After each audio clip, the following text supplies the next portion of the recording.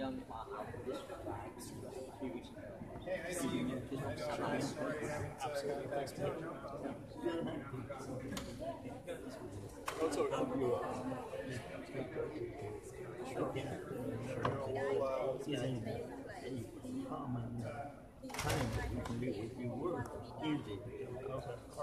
We have more day on this trip. The rest of the brothers. This is the big thing already. So they are now in hiding somewhere in Vietnam. They have to stay home.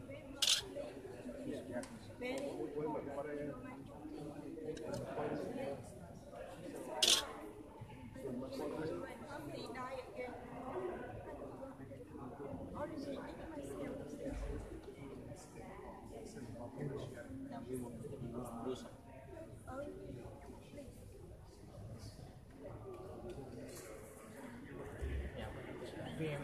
We are in special on Vietnam right now. Because my family always can go out. No, they cannot leave. Yeah, they can leave and everything else. They cannot leave their home because so fearful that they would be And attacked. And even at the son of the deceased person, now they are not going to school. Because how long? 9 years old. 9 years old. Everyone. Yeah, so they threatened the entire family to drop demands for investigation into the death of his son. Chết rồi, tại sao mới bắt tim nay mà ngày mai lại có ống đập đầu chết? And the son was very traumatized by the death of his dad. He couldn't understand why his dad died or something like that. Dạ, nói là tại sao ba của nó mới bắt đi một ngày, qua ngày sau chết rồi. He couldn't understand why his dad just died the day after being taken to the police station. Má nó là không dám cho đi học, sợ nó nói tầm bậy tầm bạ rồi bị giết chết. And her mom dare not let her him go to school because she's afraid that he would say something wrong. And that would invite more persecution against the Còn family. bây giờ là gia đình của em bị đe dọa giống như là không có trực tiếp mà gián tiếp là đòi là anh của em đi ra nhận tội. Oh, and they forced Mà and không có tội gì hết. they wanted the two brothers of the deceased to admit that having committed crimes, but they didn't know which crime. Cho nên em không muốn gia đình của em ai chết đi nữa. Too many members of Quoc Hoi Buddhist want to come to support for them, but they stop them from far away. Don't let anyone come here.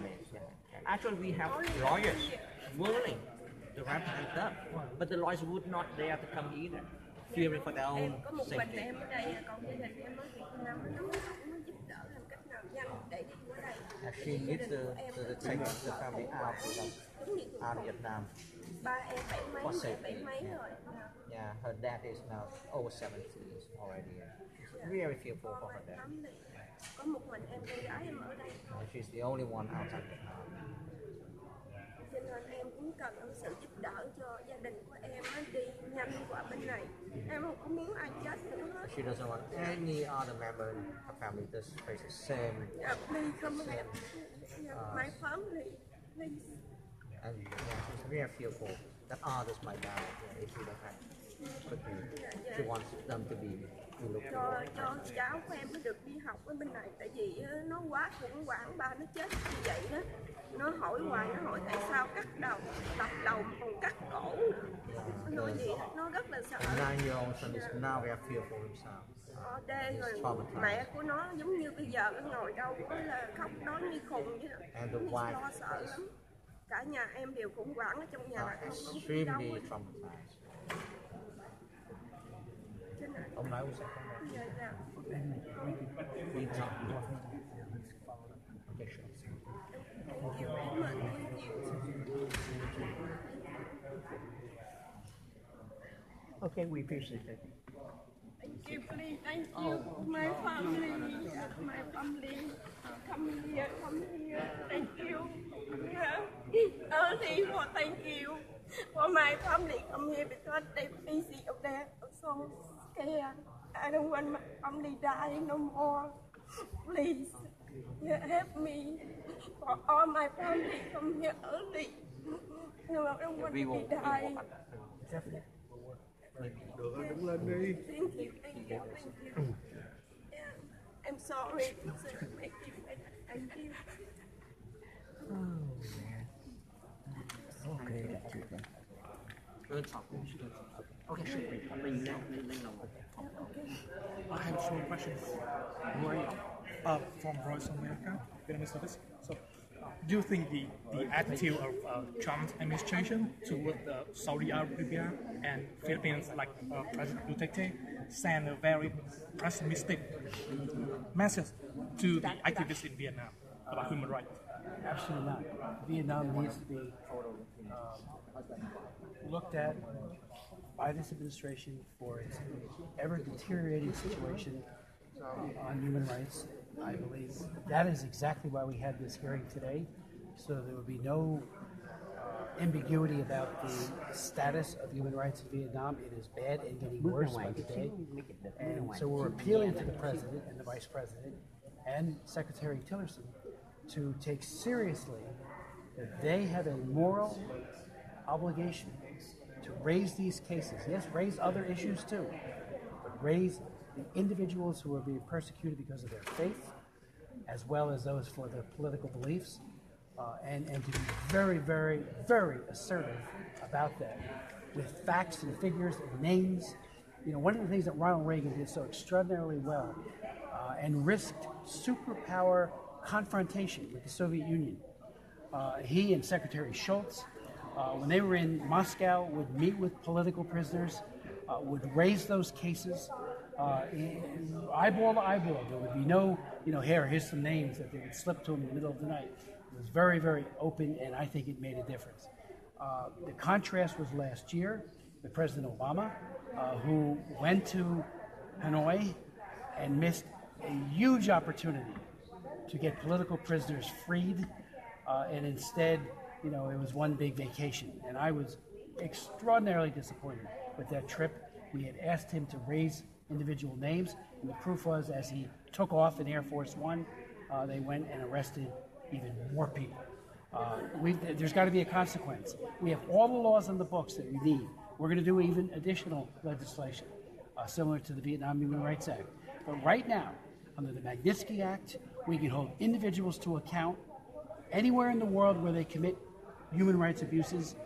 We can say, if you ever want to come to the United States, sorry, it's denied. You and your family. You can't send your family and kids here to go to school, for example, to universities, because you commit torture, you disqualify yourself from that kind of travel to this country. We'll also disallow you from using our banking system and our financial system. You become a pariah as an individual because you have tortured and you have abused individuals. The Frank Wolf International Religious Freedom Act, which I'm the author of, applies that same sense of visa denial, same authorities for that, as well as the idea that banking is precluded to you for those who abuse those people of faith.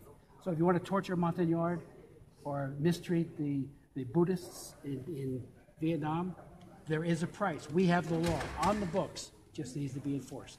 So that's why we have this hearing today. It's an appeal to the President and to the Vice President and the Secretary of State to take seriously our moral obligation to raise human rights. If you want a better trading situation with the United States, if you want to cooperate in the area of security, at the core of it has to be how well or poorly are you treating your own people. We stand in solidarity with the oppressed, not the oppressor. And the oppressor is the Prime Minister and the government of Vietnam. And the people of Vietnam deserve better than what they're getting from their government. Thank you, sir.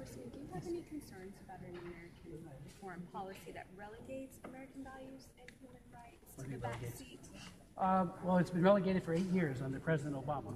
Human rights were put not just on the back seat, but outside the car. And I find that I've had hearings on countries all around the world, including Vietnam and China, where they have not raised human rights issues in any meaningful fashion, even Iran. That said, there's an opportunity, and of course we await whether or not the President will be what I hope he will be, very strong, disciplined, when he talks about human rights and when he talks to leaders, has names, lists of names, and say, release these people. You know, when President Obama met with Hu Jintao, and here he is, a Nobel Peace Prize winner. This is President Obama, and we were calling. I had a hearing calling on him to raise the issue of Liu Xiaobo, who got the Nobel Peace Prize as well, as we all know. He was standing side by side with the jailer of a Peace Prize winner and hundreds of thousands of Falun Gong, Tibetan Buddhists, Uyghur Muslims, Catholic and evangelical and Protestant Christians who are in jail, horribly being mistreated and tortured. And when he was asked a question by the press about human rights, our president, Obama, not only demurred, he said no mas pretty much, and he said, well, they have a different culture and they have a different political system. Yes, it's a dictatorship, and you insult the Chinese, Mr. President Obama, when you say they have a different culture.